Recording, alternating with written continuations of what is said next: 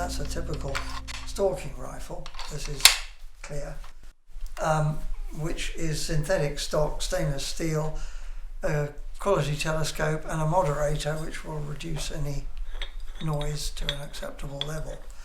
Growth of deer population in this country creates therefore various problems. With more people and more deer, they will come in contact. There are deer vehicle collisions. There are complaints from farmers about crop damage with deer getting into the crops. So we have a lot of deer and a lot of people, and at the moment the only practical way that we know to reduce numbers is to cull the deer. I mean, there are 6 species of deer in Britain. 4 of them are non-native. In other words, human beings have brought them here from all around the world. And then, they released into the wild and they start breeding, and the next thing you know, they're getting run over, or crops are being damaged by them, and people start saying, well, we've got to control them. And that means usually shooting.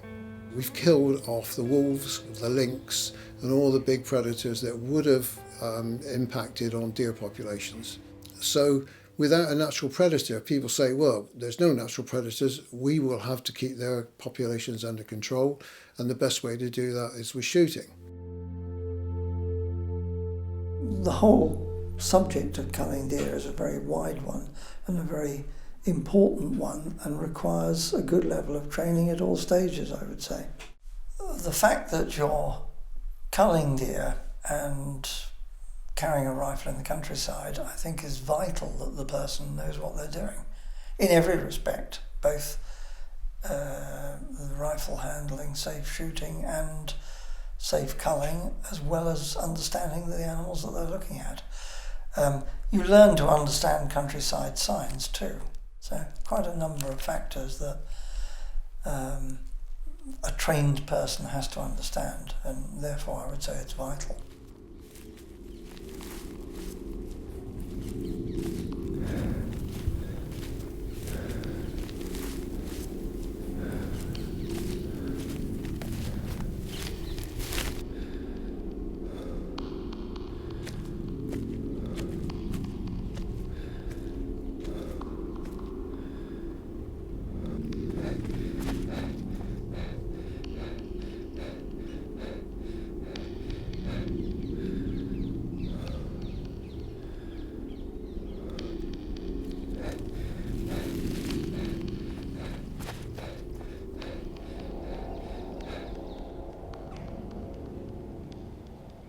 If I'm asked, is culling really necessary,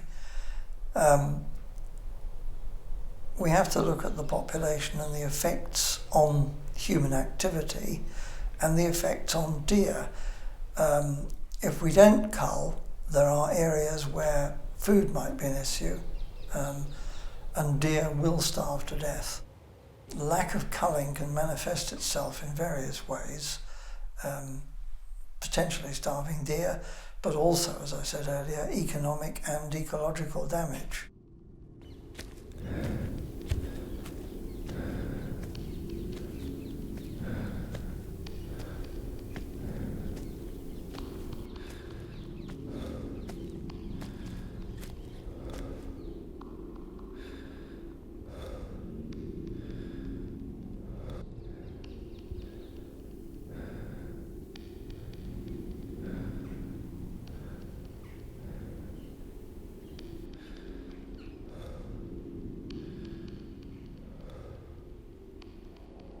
Nobody's in control nationwide, except for government, and then there are just things like what seasons you can kill them in and what seasons you can't.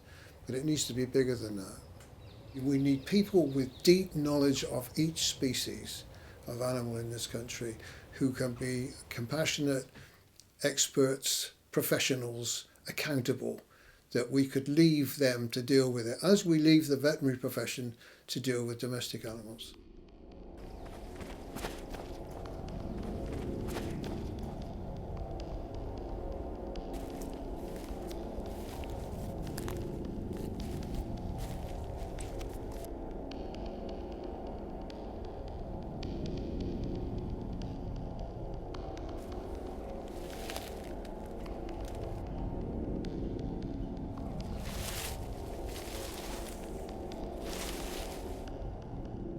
No, I think it's fair to say that we've looked at all sorts of ways of culling deer, or ways of reducing population, and culling is at the moment the only practical way that we know to do it.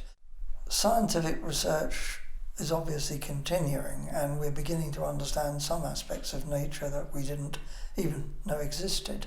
So difficult to say what will come out in the future, but deer like this climate, they do well in this country. A herd of 50 fallow with 30 does might produce 20 young, that's 70 for the following year. In the south, infant mortality, so to speak, is not so great. So then you've got 70 deer, then following year that might be 100. It is difficult to cull enough to keep that down to 50.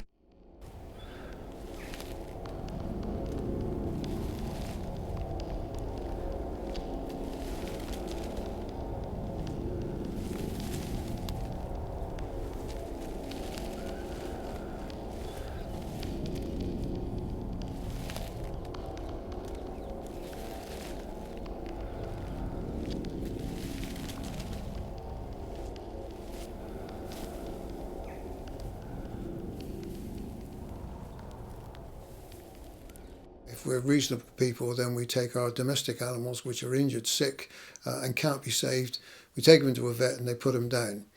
We should be doing the same with wild animals. We should have a force of people that take the attitude same as vets.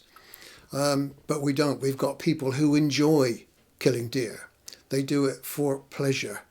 Now, I don't understand that at all, because I couldn't. I've had to kill animals several times in my career. And it's a horrible experience, because you're taking, you can see the life just disappear from the animal's eyes, and it's a horrific experience. And you just have to walk away afterwards and walk around the field and take over. And I don't understand how people can actually enjoy doing that. They can see a beautiful deer in the sights of their rifle, and they fire a bullet into it. Hopefully it's killed pretty quickly, but sometimes it's not. But doing it for fun is wrong.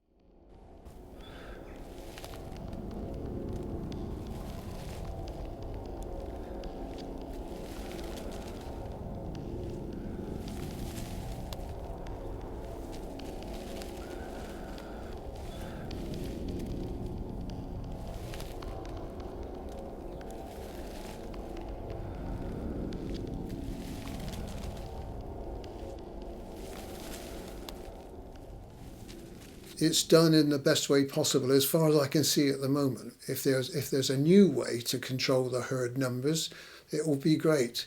And it may be you can do that with contraceptive darting or some other form. The problem with contraceptives is it has to be into the female, because if you put it in food and the males eat it, their antlers start to fall off because all the hormones are affected. So it's a tricky area. But there's no reason why we shouldn't continue to look for better ways than using guns.